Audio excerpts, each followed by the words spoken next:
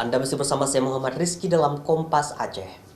Saudara Kepala Kantor Kementerian Agama Provinsi Aceh meminta masyarakat antar agama di Aceh untuk tidak merayakan malam pergantian tahun baru. Hal ini dianggap tidak sesuai dengan budaya dan kebiasaan masyarakat di Aceh.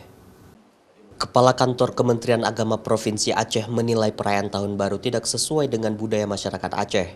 Perayaan malam tahun baru juga tidak dianjurkan karena dapat menyebabkan kerumunan masyarakat di lokasi-lokasi tertentu di tengah pandemi COVID-19 saat ini.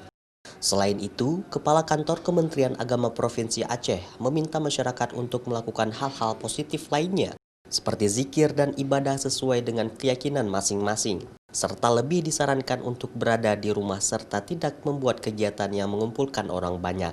Kita menghimbau untuk terus juga bermuhasabah dengan tahun baru ini.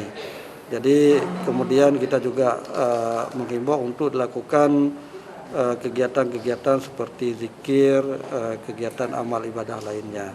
Sehingga apalagi di masa pandemi ini tidak dibenarkan untuk melakukan hal yang sifatnya seperti kerumunan. Selain itu, antar umat beragama juga diminta terus menjaga kekompakan dan toleransi sehingga tidak adanya gesekan yang dapat menyebabkan konflik di tengah-tengah masyarakat nantinya.